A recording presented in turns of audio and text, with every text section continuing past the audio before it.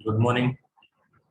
तो आज हम एक नया टॉपिक स्टार्ट करने वाले हैं और नाम है उसका भूगोल। भूगोल की जो एनसीईआरटी है क्लास 6 की, उसका पहला चैप्टर है। उसके पहले चैप्टर को हम पढ़ने वाले हैं। ठीक है, चलो स्टार्ट करते हैं हम लोग।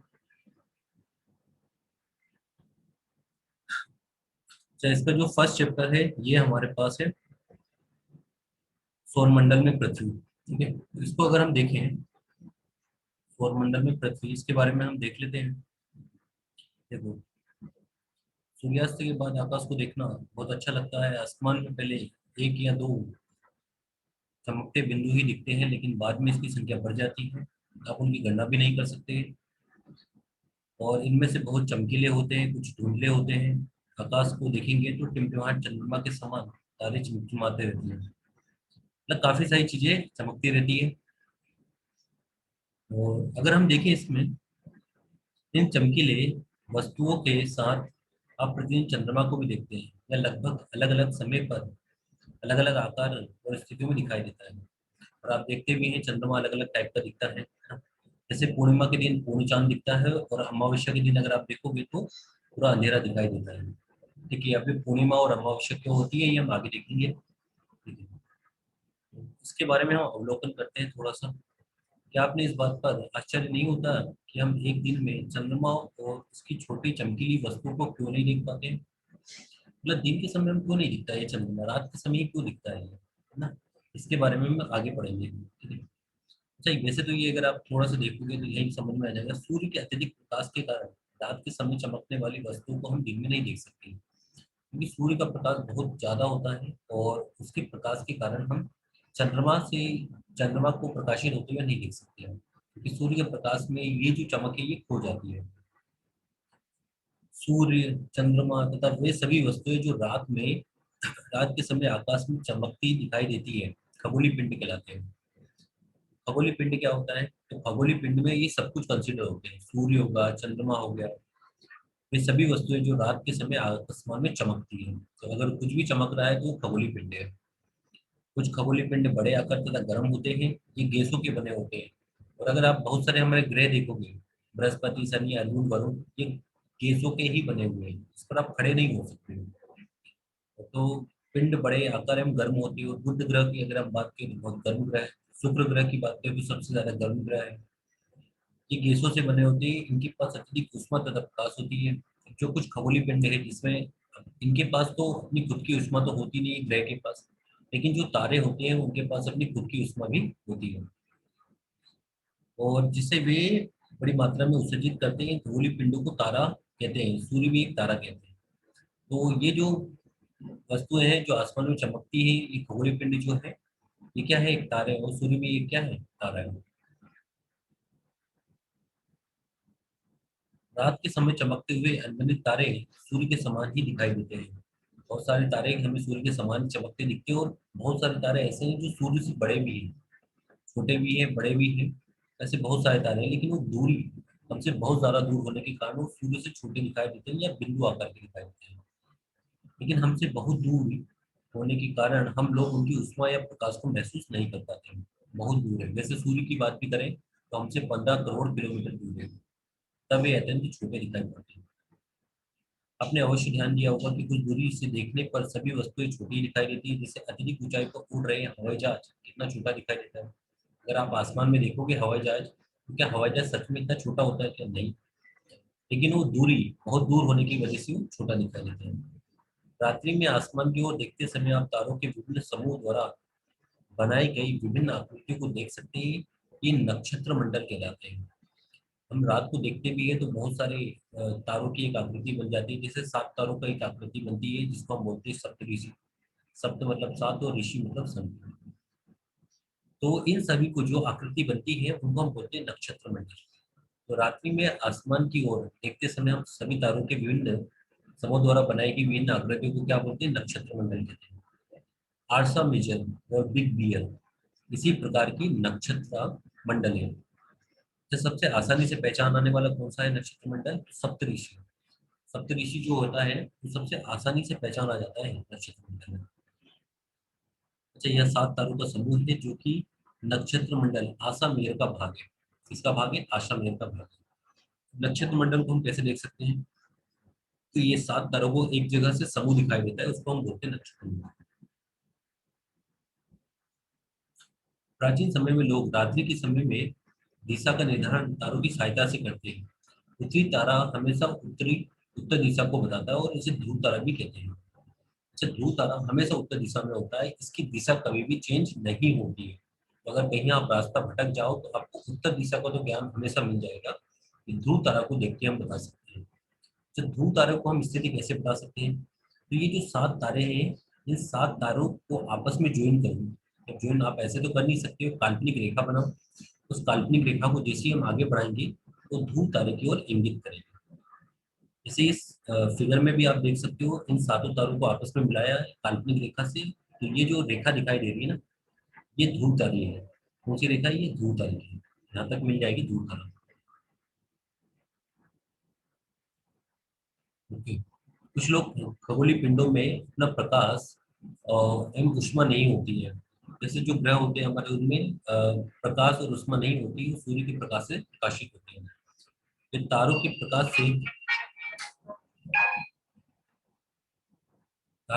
से प्रकाशित होते हैं। ऐसे पिंड ग्रह कहलाते हैं। ग्रह जिसे अंग्रेजी में प्लेनेट कहते हैं, ग्रीक भाषा में प्लेनेट शब्द से बना होता है। इसका अर्थ होता है परिभ्रमण। जब प्लेनेट का मतलब क्या होता है? प्लेनेट का मतलब ग्रीक भाषा में तो होता है परिभ्रमण। प्लेनेट शब्द से बना होता है, और परिभ्रमण अर्थात चारों ओर घूमने वाले। एक तो अपने खुद के चारों ओर घूमते हैं, है ना, उसे घूर्णन कहते हैं। और एक सूर्य के चारों ओर घूमते हैं जो कुछ ग्रह होते हैं, उनको बोलते हैं। पृथ्वी जिस पर हम रहते हैं एक ग्रह है। यह अपना संपूर्ण प्रकाश एवं ऊष्मा सूर्य से प्रकाश करती है, जो पृथ्वी के सबसे नजदीक का तारा है। पृथ्वी को बहुत अधिक दूर से, जैसे चंद्रमा से देखने पर यह चंद्रमा की तरह चमकती हुई प्रतीत होती है। मतलब अगर हम देखें पास से, हमें तो, हम पृथ्वी के ऊपर है तो हमें नहीं पता चलता है कि चमक रही है, लेकिन हमें पता चलता है ना कि चंद्रमा जो है वो चमक रहा है। अगर हम चंद्रमा पे जाके पृथ्वी को देखेंगे तो हमें दिखाई देगी ये तो चमक रही है।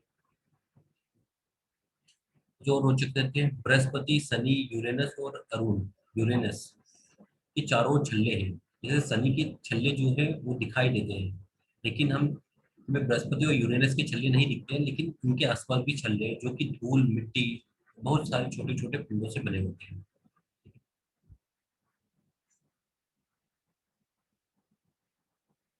तो ये थोड़ा फिगर है, इसको थोड़ा एक अच्छे से देखते हैं।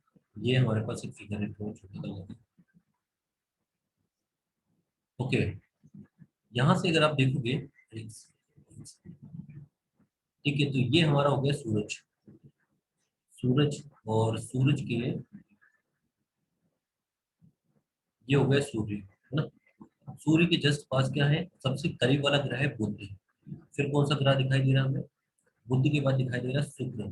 फिर दिखता है पृथ्वी, मंगल, और मंगल के बाद बृहस्पति, शनि, अरुण, और फिर आता है वरुण, है ना। यहाँ अरुण को बोलते हैं यूरेनस और वरुण को बोलते हैं नेपच्यून। अब थोड़ा सा देखोगे तो जो बृहस्पति है और मंगल ग्रह है, तो बृहस्पति और मंगल ग्रह के बीच में एक क्षुद्र ग्रह पट्टी होती है। मतलब यहाँ पर क्षुद्र ग्रह पाए जाते हैं। तो किसके, कौन से दो ग्रहों के बीच में क्षुद्र ग्रह होते हैं?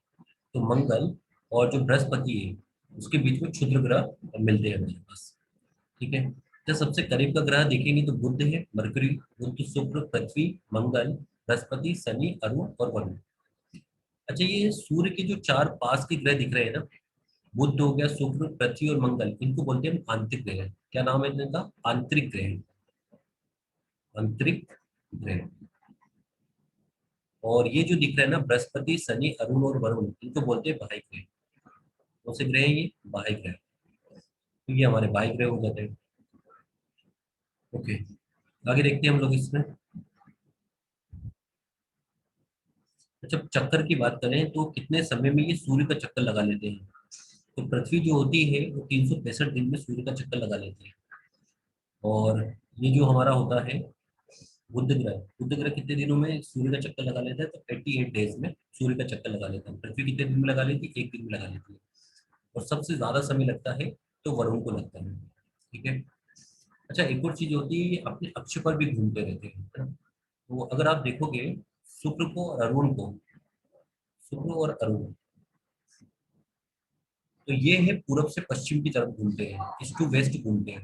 और बाकी जो ग्रह है ना वो पश्चिम से पूरब की तरफ घूमते हैं। तो अपने अक्ष पर जो घूमते हैं उसको घूर्णन गति कहते हैं। कौन सी गति कहते हैं? घूर्णन। ठीक है, तो पृथ्वी की जो घूर्णन गति है एक दिन है, एक दिन में वो पूरा चक्कर कंप्लीट कर लेती है। अच्छा, उससे भी कम समय में एक चक्कर कंप्लीट कर लेते हैं। घूर्णन गति अलग होती है, अपने अक्ष पर घूमना, अपने अक्ष पर घूमना घूर्णन गति होती है। और परिक्रमण गति होती है परिक्रमण, कि सूर्य की चक्कर लगाना। सूर्य का चक्कर लगाना वो परिक्रमण गति कहलाता है। तो जो सबसे ज्यादा दूर होगा उसको सबसे ज्यादा टाइम लगेगा। तो परिक्रमण गति तो आप समझ भी गए होंगे सबसे ज्यादा किसका होगा। तो सबसे ज्यादा हो जाएगा वरुण का, है ना, यूरेनस, नेपच्यून, नेपच्यून का हो जाएगा। और घूर्णन की गति की बात करें तो सबसे तेज कौन सा, किसकी घूर्णन गति सबसे तेज है? अगर आप देखोगे बृहस्पति की घूर्णन गति, बृहस्पति जो होता है ना उसकी घूर्णन गति सबसे तेज होती है। मतलब अगर उसकी घूर्णन गति की बात करें तो लगभग देखो, अ, उसकी घूर्णन गति की बात अगर हम करें तो कितने टाइम में लगा लेता है बृहस्पति की घूर्णन गति? यहाँ पे लिखी 12 घंटे, सॉरी 53 मिनट, है ना, 53 मिनट, सॉरी 53 संख्या है इसकी। और इसकी घूर्णन गति 9 घंटे है।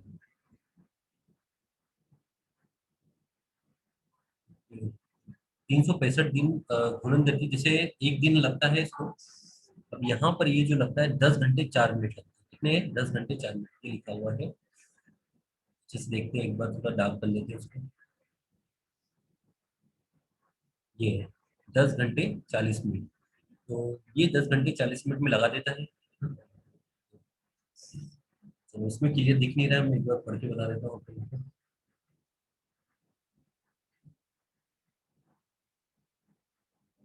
ओके।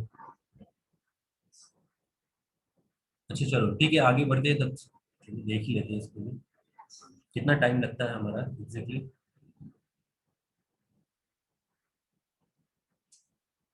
इसमें क्लियर दिख नहीं रहा है। बृहस्पति जो होता है ना उसको लगता है सूर्य के चक्कर लगाने में, सूर्य के चक्कर लगाने में उसको लगता है 11 साल, 11 साल और 11 महीने। ठीक है। और अपने अक्ष पर घूर्णन करने में, अच्छे अक्ष पर घूर्णन करने में 9 घंटे 56 मिनट। 9 घंटे 56 मिनट बृहस्पति, मतलब सबसे तेज गति से अपने अक्ष पर घूर्णन करता है बृहस्पति। कितने घंटे में? 9 आवर्स 56 मिनट्स में। फिर अगर हम बात करें तो शनि है। शनि की बात करें तो शनि ग्रह कितने टाइम में कर देता है? तो शनि ग्रह जो अपने अक्ष पर लगाते हैं 10 घंटे में, 10 घंटे 40 मिनट। तो 10 घंटे 40 मिनट में अपने अक्ष पर घूर्णन लगा लेता है। ठीक है। और यूरेनस की अगर हम बात करें, यूरेनस, तो यूरेनस अगर आप देखोगे तो ये 17 घंटे 14 मिनट, 17 घंटे 14 मिनट में ये अपने अक्ष पर चक्कर लगा लेता है। और नेपच्यून, नेपच्यून नेपच्यून की अगर हम बात करें तो 16 घंटे और 7 मिनट की में लगा लेता है। और हमारी पृथ्वी की अगर हम बात करें तो पृथ्वी कितने टाइम लगा लेती है? 24 घंटे में लगा लेती है। क्या अगर आप क्लियर बोलोगे तो 23 घंटे 6 मिनट और 56 सेकंड ये होता है एग्जैक्टली। ये मिलता है। और बाकी का इनसे ज्यादा होता है, मतलब सबसे कम अगर आप देखोगे ना तो 9 आवर्स 56 मिनट्स, 9 आवर्स 56 मिनट्स, मतलब यानी बृहस्पति सबसे तेजी से चक्कर लगा देता है अपने अक्ष पर। ओके, इनके चंद्रमा की भी बात कर लेते हैं। यानी चंद्रमा होता है उपग्रह।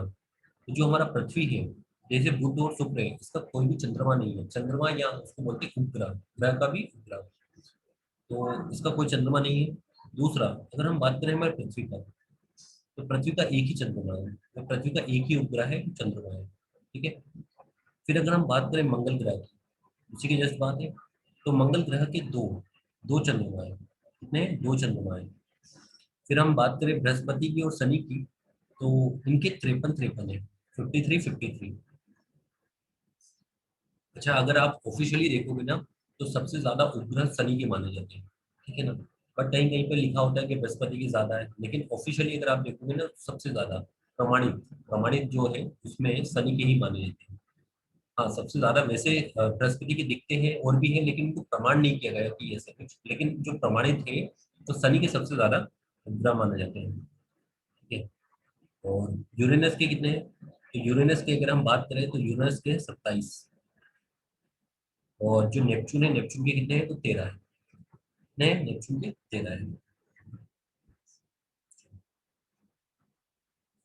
ठीक है, आगे बढ़ते हैं हम लोग।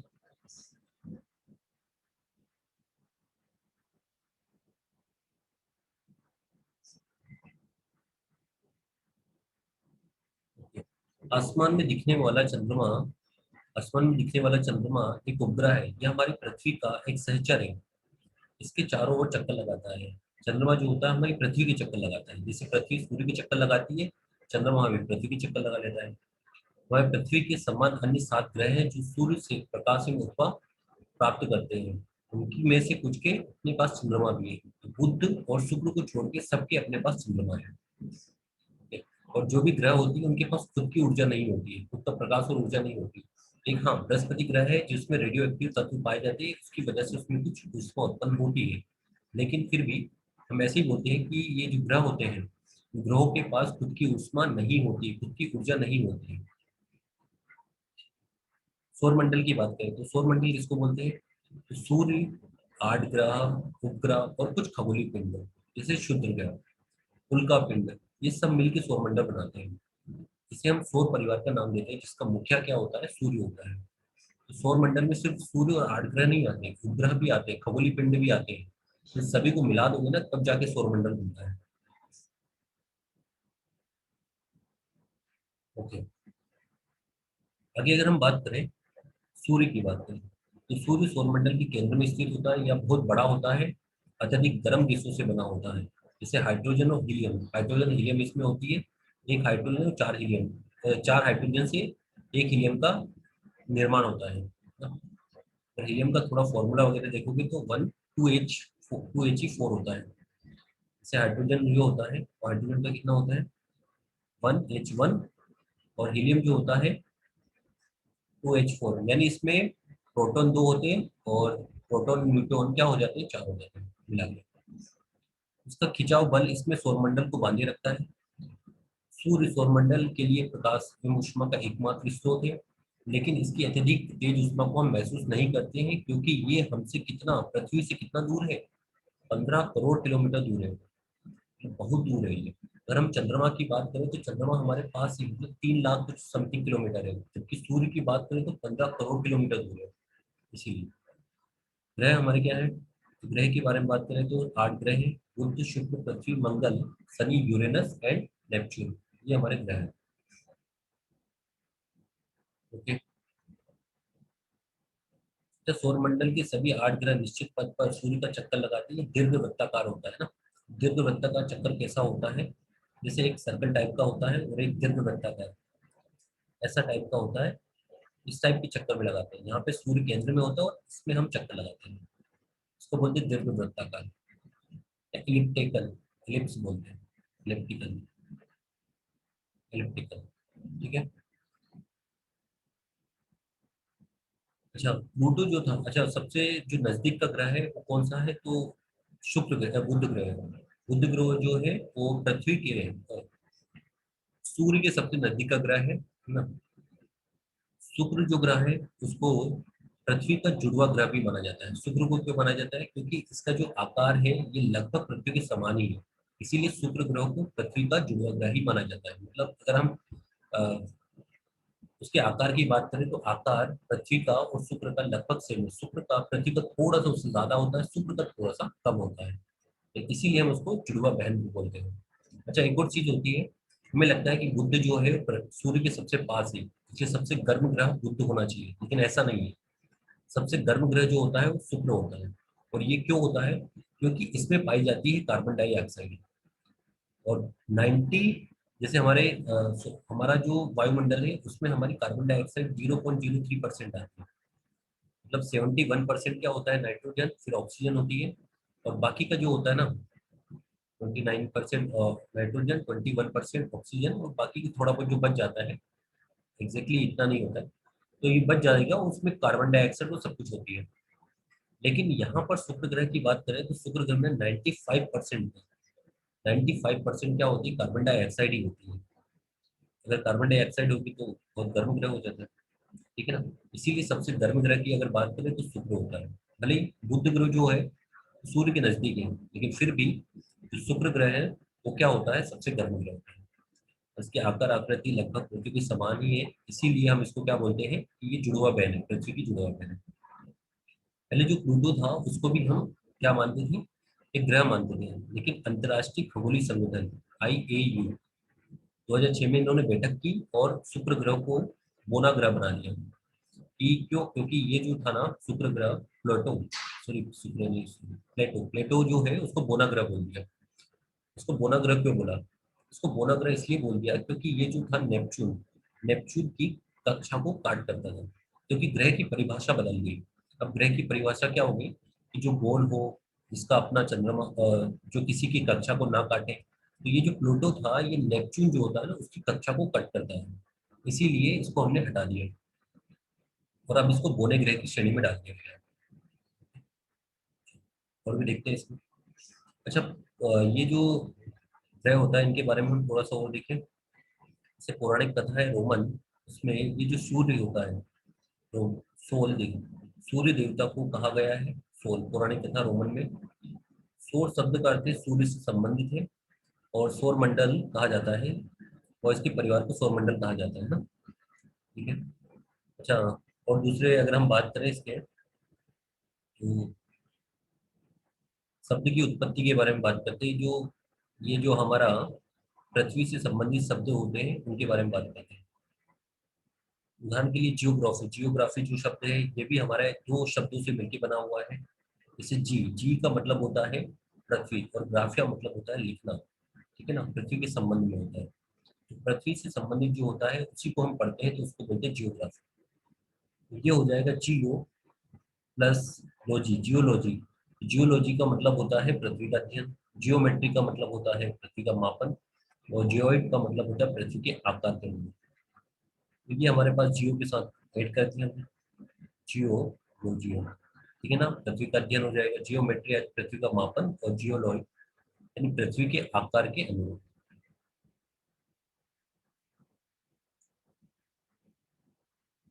ओके।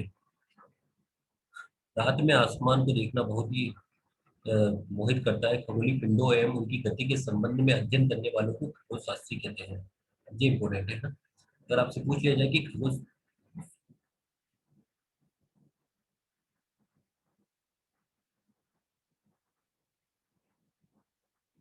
ओके, अगर आपसे पूछ लिया जाए कि खगोल शास्त्री किसको बोलते हैं, तो हम बता सकते हैं कि खगोल शास्त्री किसको बोलते हैं। ये जो खगोलीय पिंडों का जो अध्ययन करते हैं, उनकी गति का अध्ययन जो करते हैं उनको बोलते हैं खगोल शास्त्री। जो हमारे भारतीय थे आर्यभट्ट, आर्यभट्ट प्राचीन भारत के प्रसिद्ध खगोल शास्त्री थे। उन्होंने कहा था कि सभी ग्रह, चंद्रमा परिवर्तित सूर्य के कारण ही चमकते हैं। आज विश्व के सभी भागों में खगोलविद ब्रह्मांड के रहस्यों को खोजने में लगे हुए हैं। जो हमारे खगोल शास्त्री थे, मतलब अगर आर्यभट्ट के बारे में पूछा जाए तो आर्यभट्ट कौन थे, खगोल शास्त्री थे।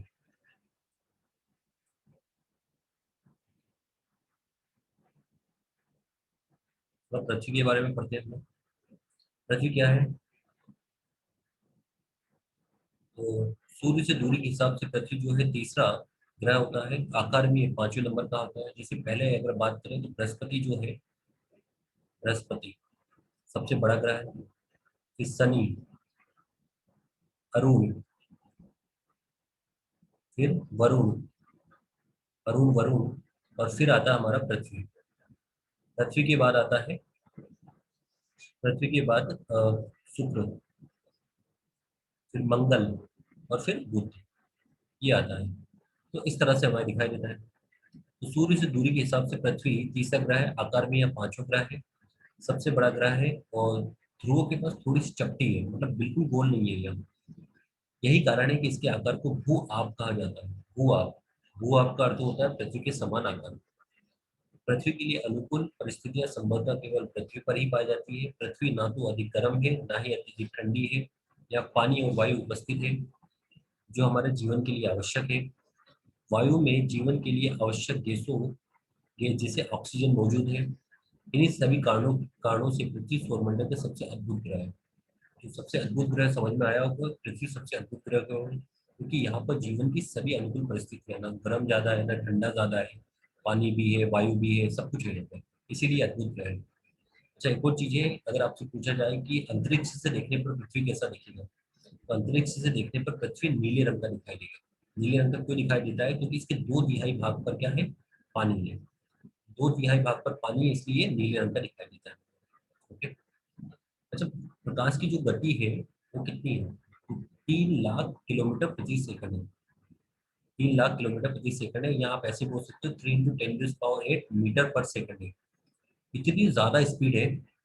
इसके बावजूद भी सूर्य से प्रकाश को पृथ्वी तक पहुंचने में कितना टाइम लग जाता है? 8 मिनट 20 सेकंड लग जाते हैं। तो 8 मिनट 20 सेकंड लग जाते हैं। तो समझ लो इतना टाइम लग जाता है। तो सूर्य कितनी दूर है? 15 करोड़ किलोमीटर है। इसीलिए इतना समय लग जाता है।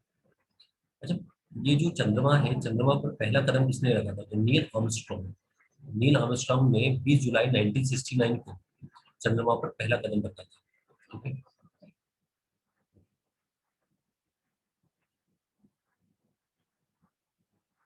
चंद्रमा के बारे में अगर हम देखें तो यह हमारी पृथ्वी का क्या है? एकमात्र उपग्रह है। चंद्रमा हमारी पृथ्वी का एकमात्र उपग्रह है। और इसका व्यास जो है पृथ्वी के व्यास का कितना है? 1/4 है। मतलब ये चंद्रमा जो होता है वो 1/4 है हमारी पृथ्वी का, एक तरह से ऐसे बोल सकते हैं। या इतना बड़ा इसलिए प्रतीत होता है क्योंकि हमारे ग्रह से अन्य खगोलीय पिंडों की अपेक्षा अधिक नजदीक है। कितना दूर है ये? बस 3 लाख 84 हजार किलोमीटर है। 3 लाख 84 हजार किलोमीटर है। और सूरज कितना है? 15 करोड़ किलोमीटर है। तो आप डेफिनेटली सोच सकते हो, इसीलिए ये बड़ा दिखता है। और अंतरिक्ष से लिया गया इसका चित्र भी ये दिखता है। अच्छा, उपग्रह तो समझ में आ गया। एक खगोलीय पिंड है जो ग्रहों के चारों ओर इसी प्रकार चक्कर लगाता है जैसे ग्रह सूर्य के चारों ओर चक्कर लगाते हैं। अच्छा, उपग्रह और भी होते हैं। एक तो होते हैं प्राकृतिक उपग्रह और दूसरे होते हैं मानव निर्मित उपग्रह। प्राकृतिक उपग्रह या प्रकृति ने बनाए, जैसे चंद्रमा हमारा हो गया।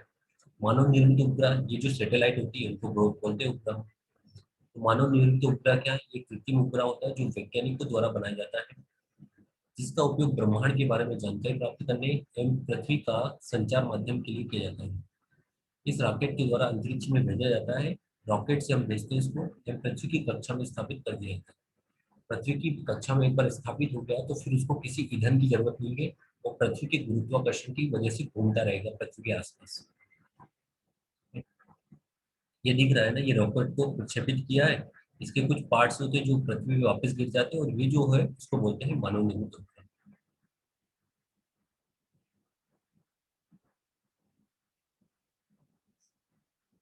ओके। आगे अगर हम बात करें तो जीव और पृथ्वी को पौधों को जीवित रहने के लिए, विकास करने के लिए किन तत्वों की आवश्यकता होती है, तो ये देख लेते हैं। जैसे तो ये लिखा है क्वेश्चन में। अच्छा, चंद्रमा पृथ्वी का एक चक्कर कितने दिन में लगा लेता है? तो 27 दिन में लगा लेता है।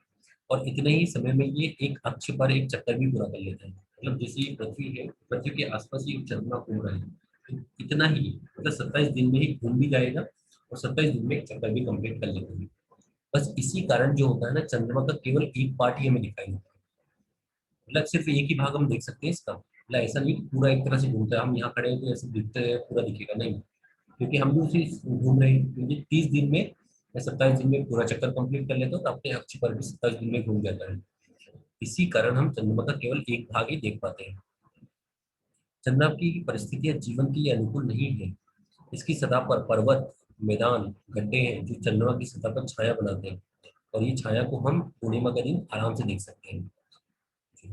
क्षुद्र ग्रह के बारे में बात करें तो तारों, ग्रह और उपग्रह के अतिरिक्त, मतलब अभी तक हमें सिर्फ तारों के बारे में पता है, ग्रह के बारे में पता है, उपग्रह के पता है। इसके अलावा क्षुद्र ग्रह भी होते हैं। असंख्य छोटे पिंड, बहुत सारे छोटे पिंड जो होते हैं जो सूरज का चक्कर लगाते हैं, इन सबको बोलते हैं क्षुद्र ग्रह। ये मंगल बृहस्पति की कक्षाओं के बीच में पाए जाते हैं। ये पहले बताया था डायग्राम में कि मंगल और बृहस्पति के बीच में ही पाए जाते हैं।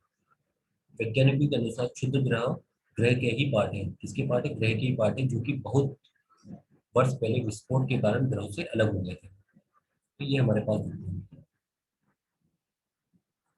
कुछ और बात करते हैं उल्का पिंड की। उल्का पिंड क्या होता है? तो सूर्य के चारों ओर चक्कर लगाने वाले पत्थरों के छोटे छोटे टुकड़े उल्का पिंड कहते हैं। मतलब पत्थरों के छोटे छोटे टुकड़े होते हैं जिनको उल्का पिंड कहते हैं। कभी कभी ये उल्का पिंड पृथ्वी के इतने नजदीक आ जाते हैं कि इनकी प्रवृत्ति पृथ्वी पर गिरने की होती है। और इस क्रिया के दौरान वायु के साथ घर्षण के कारण ये गर्म होकर जल जाते हैं। फलस्वरूप चमकदार प्रकाश उत्पन्न होता है। इसको हम टूटता हुआ तारा भी बोल देते हैं। ठीक है। और कभी कभी ये उल्कापिंड पूरी तरह जले बिना पृथ्वी पर गिर जाते हैं, जिससे धरातल पर गड्ढे हो जाते हैं।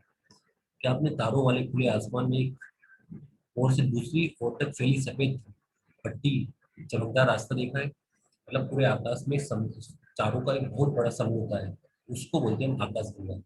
पुराने समय में क्या बोलते थे कि ये जो नदी है, क्या बोलते थे इसको, एक नदी बोलते थे कि ये बहती हुई नदी है।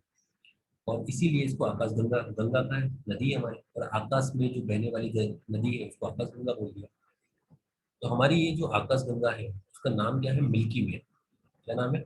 मिल्की वे। ऐसी बहुत सारी आकाशगंगा को मिला दोगे ना, तब जाके ब्रह्मांड का निर्माण होगा। और आकाशगंगा करोड़ों तारों, बादलों, गैसों की एक प्रणाली है। और गैसों की एक प्रणाली है। इस प्रकार लाखों आकाशगंगाएं मिलकर ब्रह्मांड का निर्माण करती है। और ब्रह्मांड के बारे में बात करें तो ब्रह्मांड ब्रह्मांड का निर्माण करती है। ब्रह्मांड एक का निर्माण करती है। ब्रह्मांड की विशालता की कल्पना करना अत्यधिक कठिन है। वैज्ञानिक अभी भी इसके बारे में अधिक से अधिक जानकारी जुटाने में लगे हुए हैं। ब्रह्मांड के बारे में हम नहीं बता सकते। अभी के एक्सपेरिमेंट कर रहे थे वैज्ञानिक लोग 2010 में, जिसमें हम बात कर रहे थे कि ये ब्रह्मांड पूरा खत्म हो जाएगा अगर वो एक्सपेरिमेंट कंप्लीट हो गया तो। और सुप्रीम कोर्ट्स वगैरह में पिटीशन भी लगाई गई थी कि ये एक्सपेरिमेंट को रोक दो। ठीक है, हालांकि रुक गया था बाद में। और एक हमने कण, एक पार्टिकल को खोजा था जिसको हम बोलते हैं गोड पार्टिकल। गोड पार्टिकल नाम था, गोड पार्टिकल।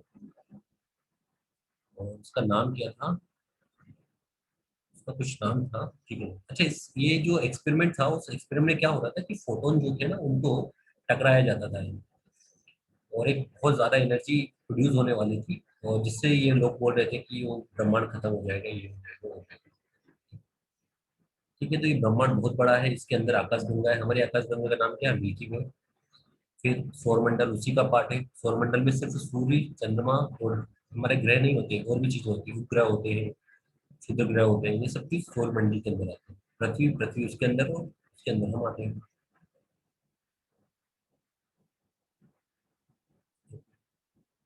तो ये इतना हो गया। अच्छा, अगर क्वेश्चन वगैरह देखना चाहो तो ऐसे हैं क्वेश्चन। ग्रहों तारों में क्या अंतर है? तो ग्रह क्या होते हैं? ग्रह होते हैं उनके पास खुद का प्रकाश नहीं होता है, तारों से प्रकाश प्रभावित करते हैं, और सूर्य के चक्कर लगाते हैं, तारों के चक्कर लगाते रहते हैं। सौरमंडल क्या होते हैं? तो सौरमंडल में देखा हमने, सिर्फ सूर्य पृथ्वी नहीं होते, बाकी भी होते हैं। सूर्य का परिवार होता है, सूर्य उसका मुखिया होता है। ग्रहों, सूर्य से उनकी दूरी के अनुसार ग्रहों का नाम लिखे। बुध, शुक्र, पृथ्वी, मंगल, ये बुध, शुक्र, पृथ्वी, मंगल, बृहस्पति, शनि, अरुण, वरुण, ये यूरेनस, नेपच्यून बोल दो। पृथ्वी को अद्भुत ग्रह क्यों कहा जाता है? यहाँ पर पानी है, जल है, ऑक्सीजन है, मतलब जीवन की सभी परिस्थितियां उपलब्ध है, इसलिए इसको अद्भुत ग्रह कहते हैं। हम हमेशा चंद्रमा के एक भाग को ही क्यों देख पाते हैं? तो अभी बताया था कि 27 दिन में वो अपना घूर्णन भी कंप्लीट कर लेता है, वो 27 दिन में वो पृथ्वी का चक्कर भी लगा लेते हैं, तो हम इसी वजह से एक ही पार्ट देख पाते हैं उसका। अगर ये टाइम अलग होता ना तो हम देख पाते हैं। ब्रह्मांड क्या है? ब्रह्मांड जो भी कुछ है वो सब कुछ ब्रह्मांड है। मतलब अगर आप देखोगे तो हमारा जो सौरमंडल है वो किसका पार्ट है? तो आकाशगंगा का पार्ट है। आकाशगंगा क्या है? बहुत सारे तारों का समूह है आकाशगंगा, और ऐसी हजारों लाखों करोड़ों आकाशगंगाओं को ही हम ब्रह्मांड बोलते हैं। कि कुछ और भी बात करें, किस ग्रह को पृथ्वी का जुड़वा ग्रह कहते हैं? तो अभी बताया शुक्र ग्रह को। क्यों क्यों कहा जाता है? क्योंकि इसका आकार और आकृति लगभग पृथ्वी के समान ही है। सूर्य से तीसरा सबसे नजदीक ग्रह कौन सा है? तो तीसरा सबसे नजदीक ग्रह अगर हम बात करें तो पृथ्वी है। कौन सा है? पृथ्वी है। सभी ग्रह सूर्य के चारों ओर किस प्रकार के पथ पर चक्कर लगाते हैं? दीर्घ वृत्ताकार पथ पर। ध्रुव तारे किस दिशा का ज्ञान देता है? उत्तर दिशा का ज्ञान देता है। क्षुद्र ग्रह किन कक्षाओं के बीच पाया जाता है? तो मंगल और बृहस्पति के बीच पाया जाता है। चलिए रेगिस्तान की बात है। तारों का एक समूह जो विभिन्न प्रवृत्तियों का निर्माण करता है ना, उसे क्या बोलते हैं? तो जो सप्तऋषि नक्षत्र मंडल उसको बोलते हैं। तारों की बहुत प्रणाली होती है, नक्षत्र मंडल कहते हैं। बुध पृथ्वी के सबसे करीब का, नहीं बुध नहीं, शुक्र। शुक्र जो होता है वो पृथ्वी के सबसे करीब का ग्रह है। मतलब जैसे लगता है कि पृथ्वी, शुक्र भी है, मंगल भी है, तो कौन सा है? तो शुक्र जो होता है ना, वो पृथ्वी की ज्यादा करीब है। बुध, सूर्य, पृथ्वी जो सूर्य से तीसरा सबसे नजदीकी ग्रह। ग्रहों के पास अपनी ना तो ऊष्मा होती है और ना ही प्रकाश होता है। ओके, ठीक है। तो आज हमने ये काफी सारी चीजें देखी है। एक बार आप फिर से एनसीईआरटी को जरूर पढ़ लेना, ठीक है। Thank you. बाय।